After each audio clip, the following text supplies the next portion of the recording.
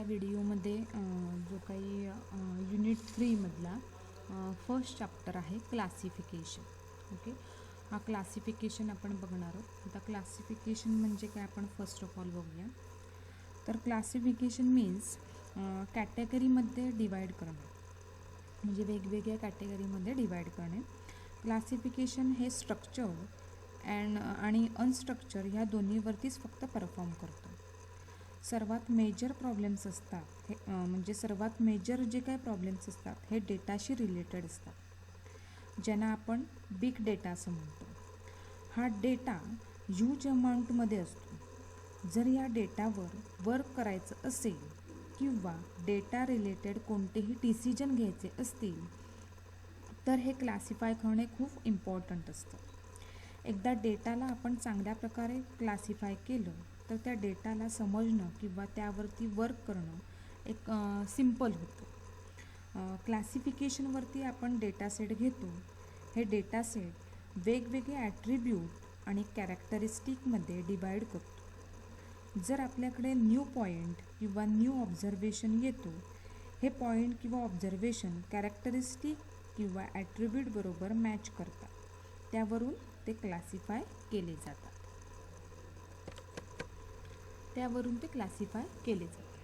तर यालाच आपण क्लासिफिकेशन असं म्हणतो. आता क्लासिफिकेशनच्या काही ह्या आहेत स्ट्रक्चर आहे, ते आपण स्ट्रक्चर बघूया. हे एक्झाम्पल्स वगैरे आहेत. हे बघा, probabilistic structure of the learning process for classification. Okay, आता ह्याच्यामध्ये बघा, ह्या डायग्राम थ्रूवरून काय केलं नाही आहे की हे काय 3 कंपोनंट्स आहेत क्लासिफिकेशनचे. First of all generator, supervisor आणि क्लासिफिकेशन अल्गोरिदम. द जनरेटरमध्ये काय सांगितलं आहे बघा, the task of the generator is to extract random vector x of examples according to an unknown probability distribution. Okay, सुपरवायझरमध्ये बघा, the supervisor returns for each vector of example the value of the target class according to a conditional distribution which is also unknown. Okay, त्याच्यानंतर हा जो काही algorithm आहे, अल्गोरिदममध्ये बघा, अल्गोरिदमलाच आपण काय म्हणतो, क्लासिफायर असं म्हणतो. ओके, या अल्गोरिदमलाच आपण क्लासिफाय असं म्हणतो. पुढे जे काही हे आहेत क्लासिफिकेशन म्हणजे ह्याचे जे काही फेजेस आहेत ते फेजेस बघा कोणते कोणते आहेत. ट्रेनिंग फेज, त्याच्यानंतर टेस्ट फेज आणि प्रेडिक्शन फेज.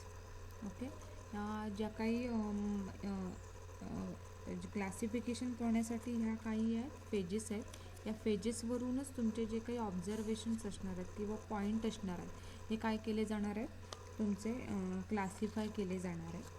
त्याच्यानंतर आपण बघणार आहोत क्लासिफिकेशन मॉडेल्स. ओके, या क्लासिफिकेशन मॉडेलमध्ये फर्स्ट मॉडेल आहे ह्युरिस्टिक मॉडेल. ओके, या ह्युरिस्टिक मॉडेलमध्ये बघा काय सांगितलेलं आहे की इट इज इव्हॉल्विंग टेक्निक.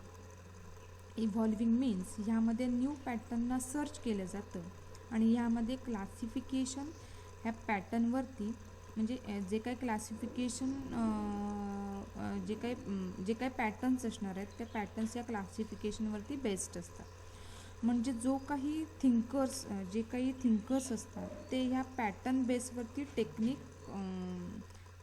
जे काही थिंकर असणार आहेत ते या पॅटर्न बेसवरती त्यांच्या ज्या काही टेक्निक असणार आहेत त्या टेक्निक काय करणार आहेत, वर्क करणार आहेत. ओके, पॅटर्न बेस्ड टेक्निक्स म्हणजे ज्या काही टेक्निक बेस असतात त्या एक्सपिरियन्सवरती असतात किंवा रिसर्चवरती असतात किंवा प्रॉब्लेम्स सॉल्विंग मेथडवरती असतात किंवा रिकव्हरी किंवा पास्टमध्ये जो काही पॅटर्न आयडेंटिफाय केला आहे त्यावरती डिपेंड असतात.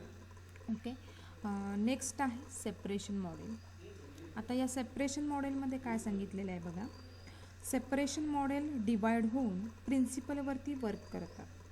ह्यामध्ये आपण इनपुट आउटपुट डेटाला सेपरेट करतात यूजिंग रूल्स अँड रेग्युलेशन्स. जे काही सेट ऑफ रूल्स आहेत त्यांना यूज करून वेगवेगळ्या कॅटेगरीमध्ये डिवाइड करतात. नेक्स्ट आहे रिग्रेशन मॉडेल्स. या रिग्रेशन मॉडेल म्हणजे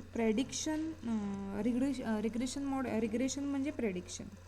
आपण हिस्टॉरिकल डेटावरती जे काही प्रेडिक्शन आहे प्रेडिक्शन करतो. जर हिस्टॉरिकल डेटाची हेल्प घेऊन प्रेडिक्शन करायचं असेल किंवा डिसिजन घ्यायचा असेल तर त्यामध्ये आपल्याला एक स्टेप बॅक यायला लागते.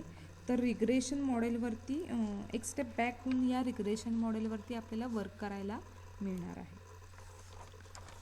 नेक्स्ट आहे प्रोबॅबिलिस्टिक मॉडेल. या प्रोबॅबिलिस्टिक मॉडेलमध्ये काय सांगितलेलं आहे बघा.